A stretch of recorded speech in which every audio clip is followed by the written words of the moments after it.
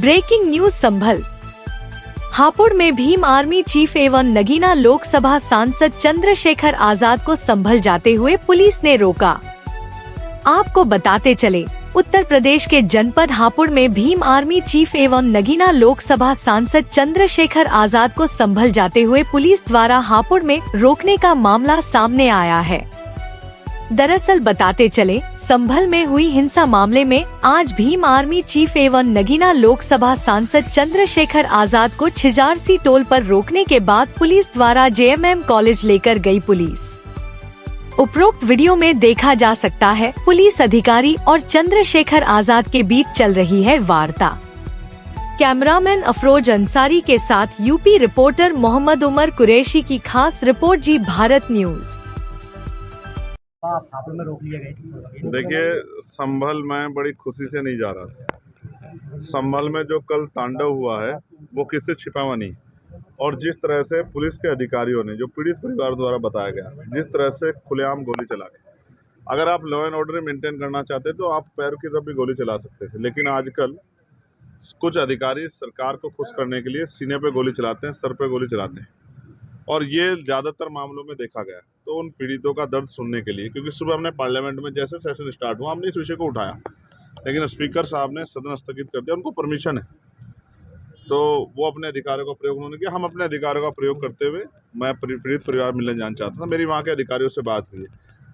Hapur police का ये कहना है कि आपके वहाँ जाने से लॉ एंड ऑर्डर डिस्टर्ब हो जाएगा। मैं भी नहीं चाहता लॉ एंड ऑर्डर डिस्टर्ब हो, लेकिन मेरी ये तकलीफ है कि जिन परिवारों ने अपने बच्चे खो दिए, जो माएँ आंसू आंख में लेकर मेरा इंतजार कर रही हैं, जिनके परिवारों में शायद कमाने वाला चला गया है, आज उन पे जो बीत रही है, और ऐसे में अगर मेरे जैसा आदमी जो सड़कों पे लड़ता है, अगर वो आज उनके साथ ना खड़ा हो तो शायद मैं अपने आप को माफ ना कर पाऊँ।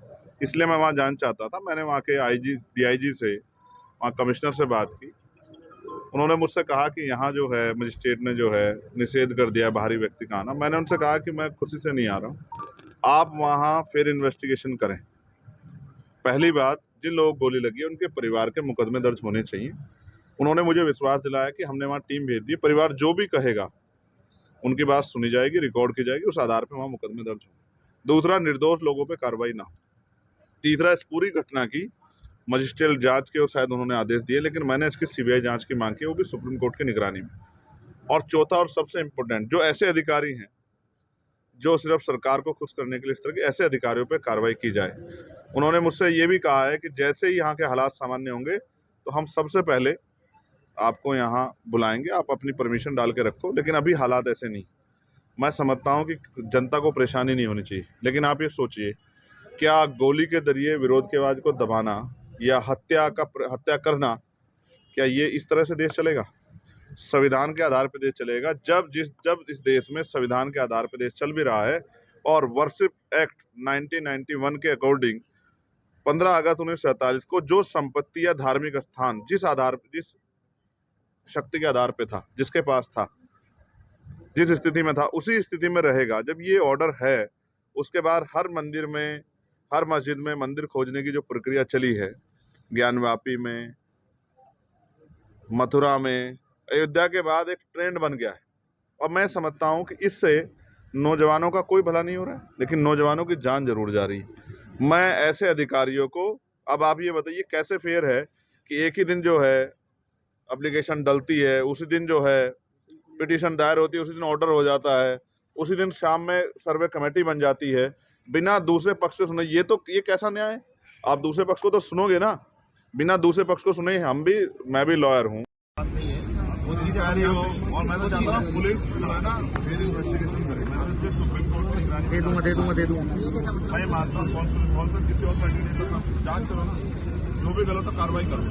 मैंने किया हो, किसी और ने किया हो, लेकिन इस काम पे अगर गोली चला दी तो आपने देखा अपने कर्मचारी यार गोली नहीं चल रही है। पुलिस अब कह रही है कि साहब नहीं, गोली भी चली है। यहाँ खड़े हो गए हम लोग बात करने के लिए, आइए चल के बात मैं सोच रहा हूँ, मेरे हालात को आप जानते हैं, बिल्कुल समझ रहा हूँ। आपको अगर अपनी बात को फेसबुक पे भी लाइव कर सके तो भी उनका देखिए, वो वहाँ पे भी पूछेगी। आपकी जो उनके साथ सोलिडारिटी है वो तो ऐसे भी दिखाई पड़ेगी। हम चल के और थोड़ा और आपकी बात कराना भी चाह रहे हैं। कहाँ आपकी बात ये बात मेरी परिवारों से और अपने अधिकारों में बात कर रहा हूं। अगर मैं आपको विश्वास दिलाता हूँ, अगर मेरे लोग सुरक्षित हैं, उनके साथ अन्याय नहीं हो रहा, तो मैं आपको बिल्कुल मैं कानून का पालन मेरी बात मीडियम से बात करेंगे, आप किससे बात कर रहे हैं? रोड पे पास आप मुझे जाने नहीं दोगे, मुझे ऐसा लग रहा है आप मुझे वहाँ बंद कर दोगे। आप कैसी बात आप जानते हो कि मैं संविधान का पालन करता हूँ। सुनिए, आपने ये कुछ नहीं है, आपके लिए आपको बहुत बहुत संगत इसलिए थोड़ा सा हमको हम लोग यहाँ पे इस सबके बीच में बात करने का कोई अर्थ नहीं है। बहुत लोग हल्का सा थोड़ा सा आगे एक स्कूल है, उसी स्कूल में बैठेंगे, बात करेंगे, उसके बाद में आपका जो लड़े हो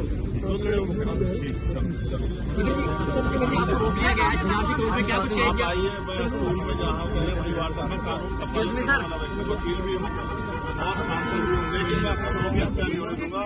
मैं हिंसा के खिलाफ और हिंसा का सांसद जी सुनने में आया कि हिंसा के आधार पर अगर हमारे लोग हत्या की जाएगी तो ये स्वीकार नहीं। अरे अशोक भाई सुनने में आया कि 5 लोगों की हत्या हुई है अभी तक। आप जानते हैं, सीए का आंदोलन हो, किसानों का आंदोलन, SC/ST के बच्चों का आंदोलन हो, या ये आंदोलन लगातार गोलियां चल रही है उत्तर प्रदेश में, गोलियों के द्वारा न्याय किया जा रहा है, ये गुंडागर्दी नहीं बताती जा रही। हम अपने लोगों के उसको सुनेंगे। मुझे पुलिस के साथ चोट का भी दुख है, लेकिन मैं मानता हूं कि ये कोई साजिश है जिसका शिकार जो है हमारे गरीब लोग हैं।